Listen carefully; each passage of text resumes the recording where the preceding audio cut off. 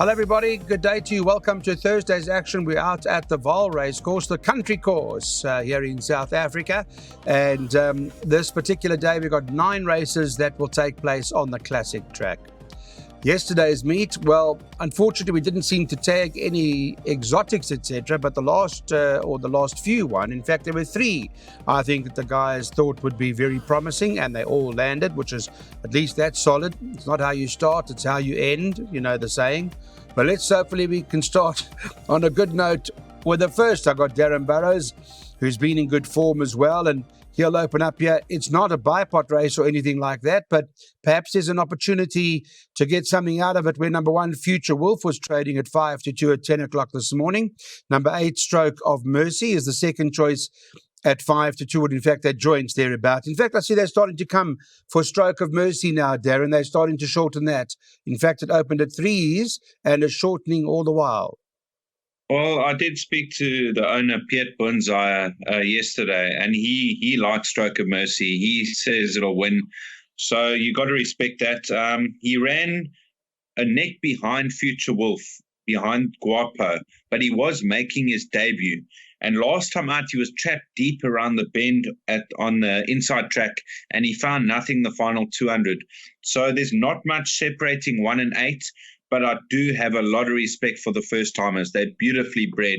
You got number 6, Jet Dynasty, a Jet Dynasty out of Jet Bell, Sean Terry's stable, and then number 11, Oratorio out of that top race mare Zirconium from the Mike de Kock stable. So I got to respect the first-timers here. Okay, well, in terms of that, Jet Dynasty, Sean Terry says will need the experience. Then Ash Fortune's runner and Kokoshesha will need the run. And then Sparkling Jubilee, we never got a comment from Mike. But Darryl, what do you like? What's number 7's name? Kokoshesha. Wow. Do you know what that means? No idea. Okay. Tell me what it means. No idea. What does it mean? Daryn, is that also in Kokoshesha? No. Yeah. No, says he's not sure. Anyway. Would you agree with the name in Kokoshesha? No. Yeah. I took a chance. Okay. Clyde, Future Wolf. Daryn touched on they have met in the past, but Stroke of Mercy was making his debut on that occasion. It's a pity that he's got a tendency to lose ground at the start. He does have a tricky draw to overcome this time, well, once again, because this is around the bend. If he jumps on terms and he makes use of that racing experience, I think he could reverse that form with Future Wolf. But you have to have healthy respect for the first-timers over here. I'd be leaning towards number 11, Sparkling Jubilee. She's obviously a filly.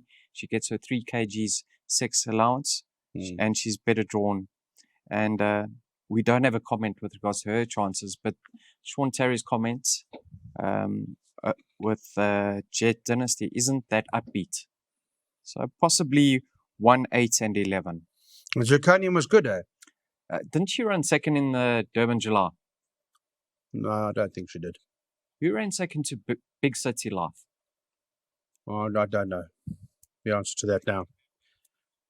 Well, Daryn Burroughs says he thinks you could be right. Check it up for us, Daryn, while we're chatting about it. Who ran second to Big City Life in the July while we're talking? I don't recall Zirconium doing that, but I do remember her being very good.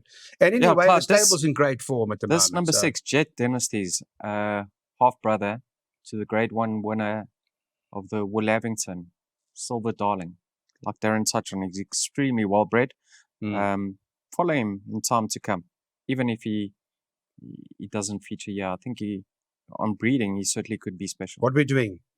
We're putting 3 horses in the first leg of the bipot, 1, 8, and 11.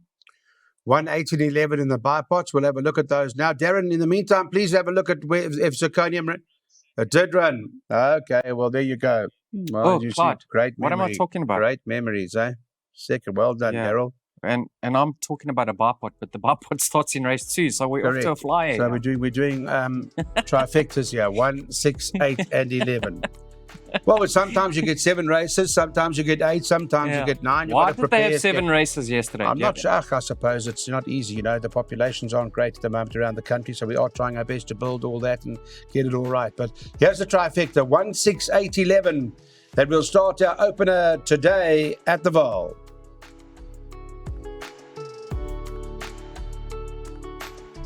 On to race number 2 now, and let's have a look at this classified stakes. It's run over 2,400 meters, this particular event. Just in terms of classified, you always want to have a look at what the best way to column recommends, and at this stage it's Maree ahead of Pacific Express and Liverpool Legend. There's not much in it really. Does seem to be fairly competitive. Daryn, from a betting perspective, Sir Talon Bar and Burroughs is run at 28-10, and Maree, the other one from the stables, at 4-1. Of the two, which do you prefer? I prefer the third one from the stable, Pacific Express. This filly won really well last time out, and Daryn did say that she's an oak sort of filly. If she's strong enough now, I know it's early on in her career, to go the 2,400 meters, I think she could be well handicapped here with 53.5 kilos.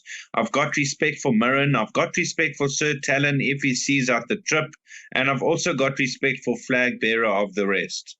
Yeah, Pacific Express was strongly fancied last time at the races, and she won accordingly with Samangi in the saddle. Moosey's now taken the ride. What's your first choice? Yeah, I mean, Daryn was interviewed on that occasion on Track Talk. He gave the viewers all Lots the of confidence. yeah. And Clyde, she only won by 2 3/4 lengths, but she won with a ton in hand. And you can only beat what's put ahead in front of you. She did that with ease. She was extending at the finish. Her half-sister by Dynasty won over 2,000. Her half-brother by What a Winter won over 2,000. And Daryn has indicated in the past that she is an Oaks filly, so she should be more effective now that she even goes further. But Daryn's touched on a key point of that. Let's hope she is strong enough. I'll make her biggest danger Flag Bearer. Now go back to that run on the 1st of September. He's 4 kilograms better off with Liverpool Legend for a neck beating. On that, he surely has to reverse. Last time out, he had excuses. He was doing it too hard during the running of the race. The blinkers have been removed. So for me, I'm only in Flag Bearer and Pacific Express's camps. And Maree going over the ground? Is it first time this distance, I think? Yeah, I think she's better than her latest 2 efforts, but she has been on the boil, and it's a few runs quite close to each other. Okay. So you prefer Flag Bearer. All right, well, let's see which way it's going to go. It's finally Bronkhorst and Bar and Burroughs by the looks of things. Here's a bipod that Darryl's worked out for us. Let's go through it.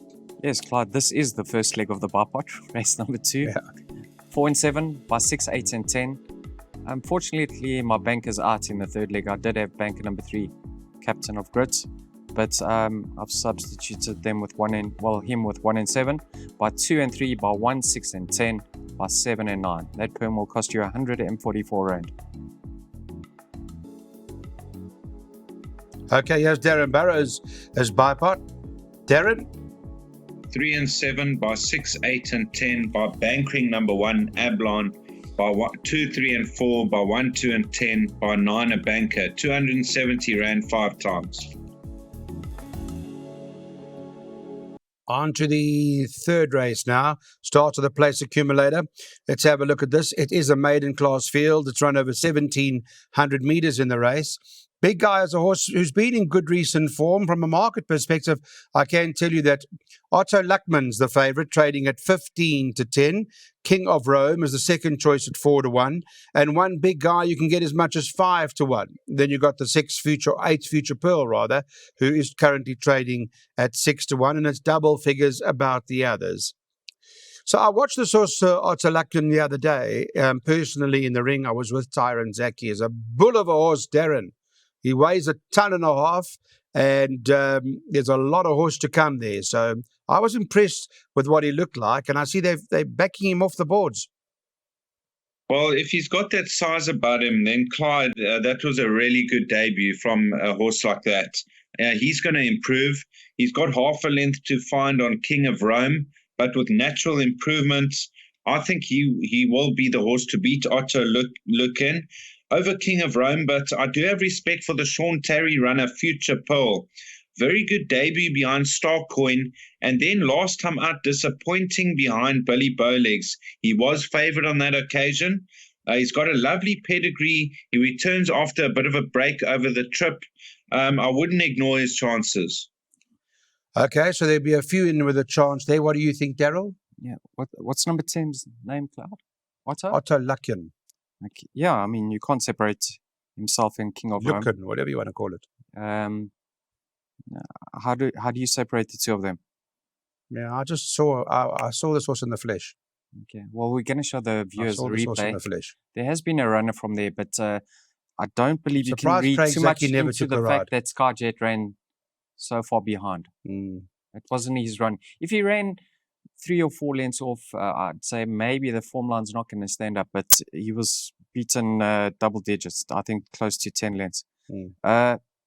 Future Pearl, Clyde, he's been rested and gelded straight into 1700. Has to be fit enough, surely. He will go further in time to come, but I think he's going to trouble them. I think he could be a nice horse in the making. Okay, well, we'll see. He's had the 2 runs today at Future Pearl. Got some sort of chance, I guess.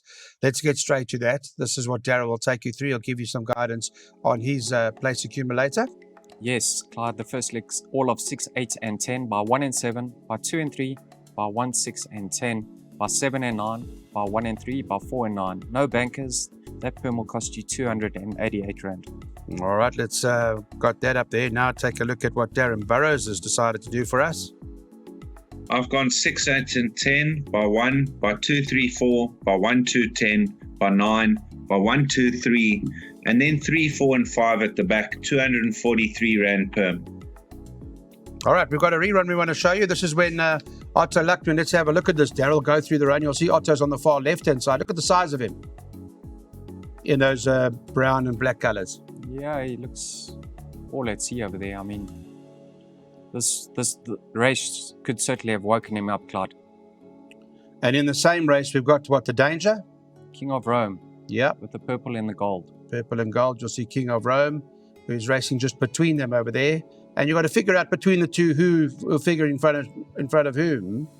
And I just think Otto was all at sea, to be honest. And based on that, I think that's going to be very hard to beat.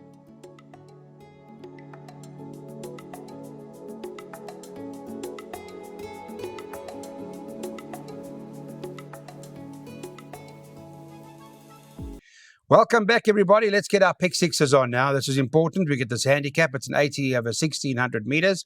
I just want to get an idea quickly what the market's doing at 10 o'clock this morning, where Blanc number 1 is 15 to 10. I know Darren's very strong on the Mike de Kock horse, and naturally so. The stable's in very good form at the moment. Brendan James, number 7, is the second choice at 6 to 1, and then you can get 7 to 1 about number 5, Wolf's Will. Still big on a Blanc, Daryn. Yes, Clyde, this horse can't get beat in this kind of company. He was really impressive when he started his career, when he won 2 on the bounce. When he won his second starts, I said this is going to be a classic horse because he really looked that way. And then, he was disappointing and he had a 9-month layoff. And he slowly come back with a 3 length off the winner, 1 length off the winner, and I watched him carefully last time out. It was an eye-catching run. The cheek pieces go on. His rating's down another 2 points. I think he'll win. So very confident a Blanc from Darren's side. Currently trading at 15 to 10. You think this also going to drift or? Well, not. Boys are in. Okay. I don't think he'll shorten any further, Clyde, because on a few form lines, there are a number that should be able to finish alongside him. In saying that, he's having his peak run, he's by Silvano. One has to believe that we haven't seen the best of him yet. What I'd suggest to the viewers out there is just watch him move down to the start. Hopefully, he's feeling good, and the stable's found a rich vein of form. He could bounce back to what we know he's capable of. Yeah. I backed him up. Well, I originally had a bank over here, captain of grid, so I'm happy that I'm not going against Daryn Burroughs over here. I've only backed Blanc up with number 7 over here, Brendan James. Over this course and distance, a few runs back behind Sir Michael, he ran well above his rating on that occasion.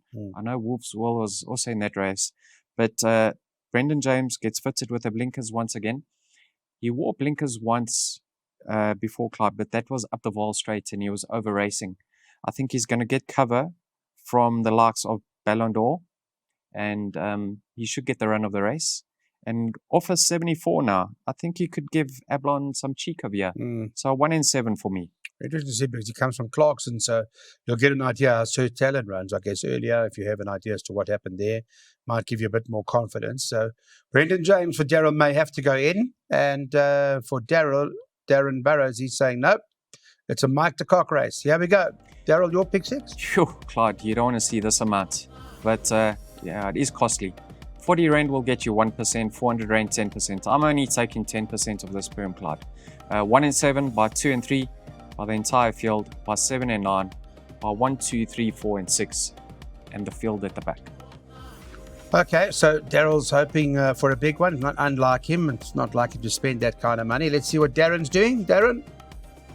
Well, I'm bankering the two de cock runners, Ablon and Good Queen Bess. A nice double as well to take 1 by 2, 3, 4, 7, 9 by the field, by 9, by 1, 2, 3, 7, and the whole field at the back at 2,000 Rand per.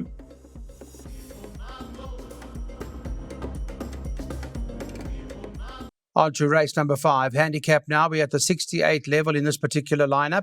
This morning, I'll give you an indication of what they were doing in the betting. High Moon was top of the boards at 3-1.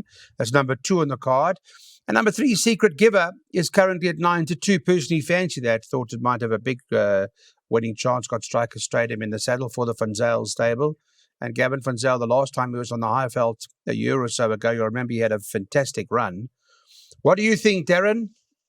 Well, I thought Secret Giver, I think Pierre Stradham's going to suit this horse's running style down to the ground. He'll probably switch him off the speed, and hopefully if there's a decent speed on, he'll be running on very strongly.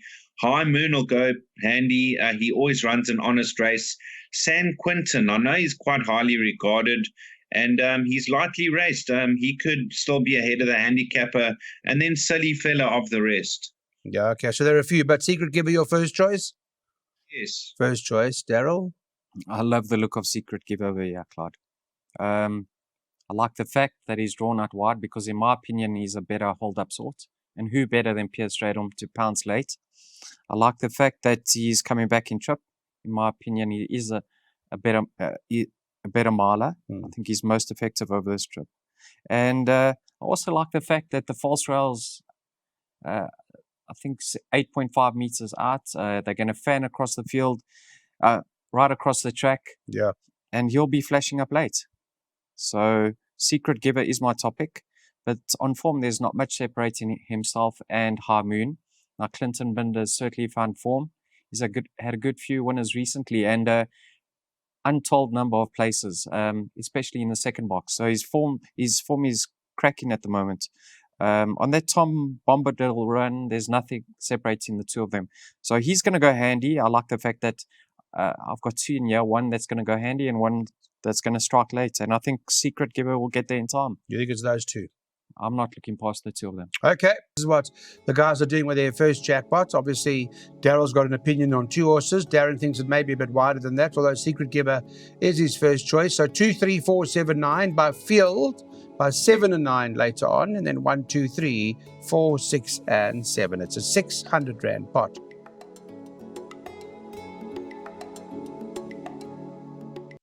On to a Pinnacle Stakes race over 1,000 metres. Some very interesting horses that take part here, like Master Archie, for example, and Sound of Warning, horses with ability, Kissing Point, that are all well in terms of the Pinnacle conditions race. Market, let's see what the guys are suggesting. Well, 1 Master Archie, 28-10. 3 Valdorcia is at 13-2, second choice. And number 5, Sound of Warning, is at 13-2. And then you've got a horse like Godswood, number 4, who's at 15-2. But doesn't end there because Bartoldi, number 2, is also in single numbers. Well, 17-2 anyway. And then you can get 14-1 and better about the others.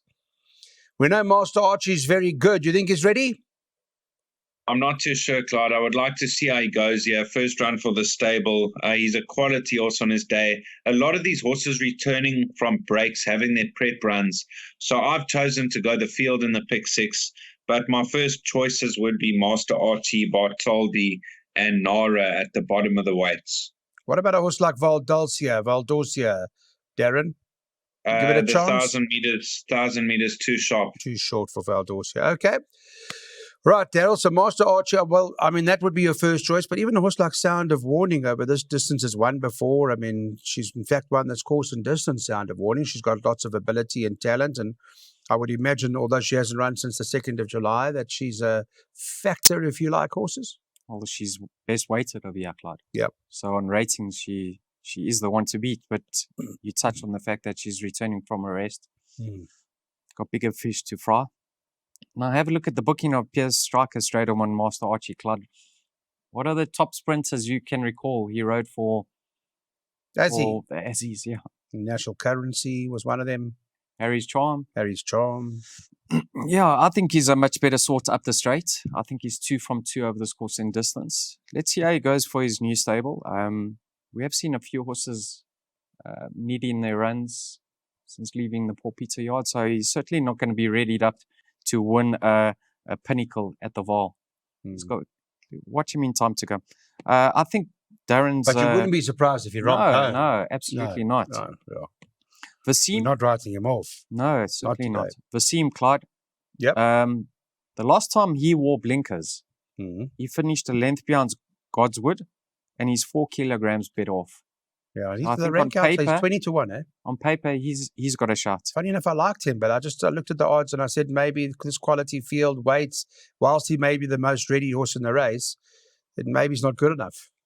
Well, I think he's got a chance. Okay. Nara, number 10, the filly. She races extremely well fresh. She loves this course in distance, 50 kgs to shoulder. Could be right there. But this race I find difficult to dissect. So I've also gone field in all exotics. Okay, interesting. Interesting because, to be honest, if they run Master Archie Sound of Warning, no surprise, but it may well be that there are fitter horses in the race and that those big horses have got bigger fish to fry. We'll see how it goes. This is what the guys are suggesting we do then in a race like this, is basically take up second jackpots where we are going field. Then we go 7 and 9 later on. So we're making that a 2-horse race, both on cue and Good Queen Bess. 1, 2, 3, 4, 6, 7 and field at the back. You're back with us now. Thank you. Welcome. This is race 7. It's a handicap. It's a fillies and mares, and over 1,200 meters. Interesting race. Good Queen Bess is the interesting factor, yeah, because she's got so much ability, Daryn. I know that we've been for her a few times, and we're hoping today that she doesn't let us down. Yes, Clyde, if this filly was carrying 60 kilos in this race, I probably would have bankered her. She comes into the race with 53.5 and a 1 draw. She tried ground for a while. They put her 15, 1600, 1800, and she didn't see it out. They dropped her back to 1200. She got up to beat Open Company against the Colts. And last time out, she was so far back over the 1,000 meters. She was outpaced and took off late to get beat only a length. She returns after a short break, but I think she's handicapped to win, and I'll be shocked to see her get beat here. Yeah, she does look the right play in the race. I mean, all of the points at Daryn's race are all valid.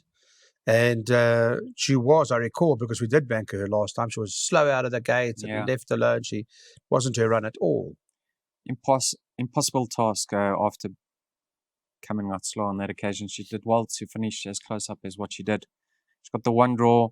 I think the 3 months also could be beneficial, Clyde. She's a lightly raced mare. I don't believe we've seen the best of her yet, but in saying that, she also hasn't lived up to expectations. Yeah, she's had her problems, eh? Yeah. So I think course and distance is ideal. The draw is ideal. Her rating, one has to believe she's better than her 83. So she is certainly the one to beat, but she has come out slow on a few occasions, and you don't want to give away that draw. So I've only backed her up with number 7 on cue. I thought she did well last time out over 5 furlongs on the inside track. Yeah. It's too quick for her. Penultimate start. Yeah. Yep. Penultimate start. I mean, she gave, I think, 4.5 kilograms to Kiss Me Captain. She was staying on slightly on that occasion. She's only got 50 kgs to shoulder. She'll be doing her best work late. Tell me the Rocket's Red Glare horse in this race. Yeah. Impressive first time. Not a bad run to Aurora Gold, because Feather Boa was in there. They came out and won, and it was solid. And Typeset came out and ran second. And she was only beaten 5 lengths on that occasion. Or 4 lengths to the likes of Feather Boa. So could that not... She was hanging for me last time. She didn't look comfortable in running. She got behind horse, started pulling.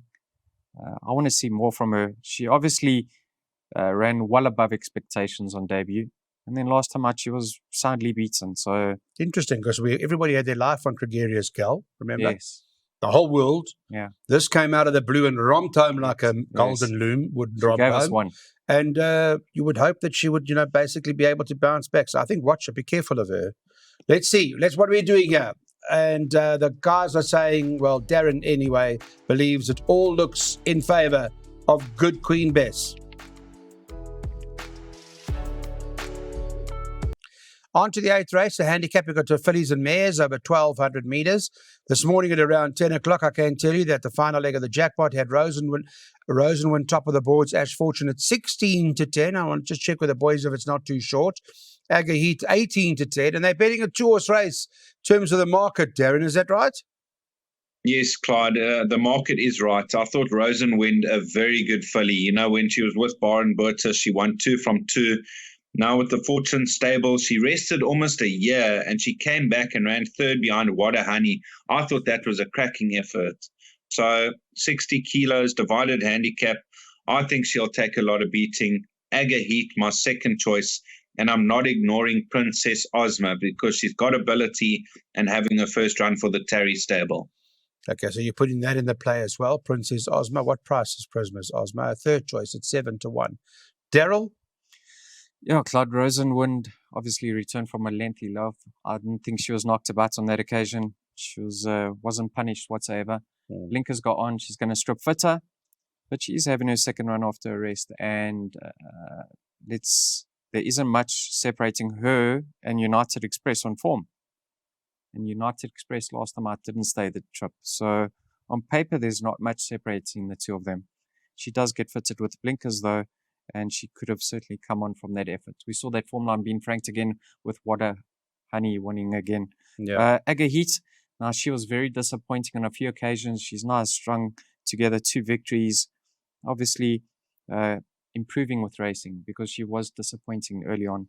Last time out, I thought she did well to win over 5 furlongs on the poly track. It'd probably be better over this track and trip. Quasi's Lady interests me. Have a look who she ran behind early on in her career. I know she was soundly beaten, but she contested some decent races. In her only handicap start, she got beaten 4 lengths off her 83. She's now off her 73, and she's got a 4 kg claimer on her back. I think that may assist her chances of nice roughie for trifectas and quartets. Yeah, it must be any price, huh? Quasi, let's have a look. Quasi, well, it's about 20-1. Maybe ignore that last run, come back to form, see what she can do in a race like this. Is it a 2-horse race? Rosenwind and Aga Heat is the question. Or are there 1 or 2 others that you need to consider? Well, trifectas, we're going 1, 2, 3, 4, 6, and 7. I beg your pardon, quartets. That's what we want to spend. 360 Rand.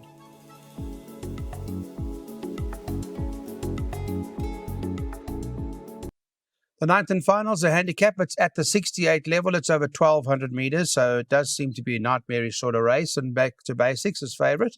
Number 9 on the card is trading at 7-2. Number 1, Great Times, also from the Brett Weber stable, so they've got a strong hand here. The second choice at 9-2. And then you've got Bill Human with number 3, Trust the Fire, who's trading at around 11-2, 6-1. Does seem to be quite a challenging race. Let's get Daryn Burroughs in to help us here. Maybe a trifecta quartet? Yes, 3, 4, and 5 for me.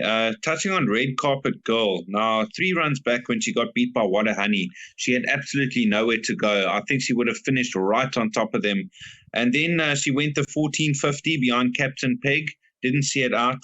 And last time out, not disgraced behind Kalahari Blue, who's quite highly regarded. Trust the Fire jumps from a deep draw. But last time out, he ran well above his rating in a graduation behind Faraway Winter. And then Iron Tail, first run for the stable, cracking win. He's got more to come. Okay. Tough race, I think. Darryl, you? Yeah, I think the pace is going to be on over here, Clyde. Great Times, Trust the Fire. They both like to get on with things early on. And I think that's going to set the race up for Iron Tail.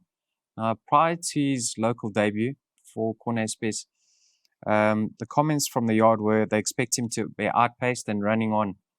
He showed much more pace than expected. And he got up in the dying strides, only got a £2 penalty. That was without the blinkers. There's no doubt they've learnt more about this fella since he's been here a few extra weeks. And with the pace being on, I think Marco's just going to give him a quiet ride, and I expect him to flash up and hopefully get the job done for myself. What about the form? Why is the form not worked out? Well, how stiff was Admiralty Arch next time out? He ran second. Yeah. I mean, he was a short head away from Frank in that form.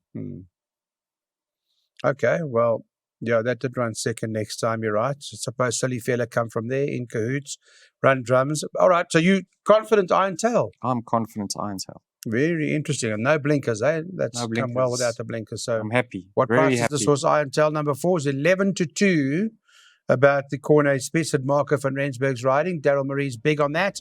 And that's how we're going to end our day with number 4, Iron Tail.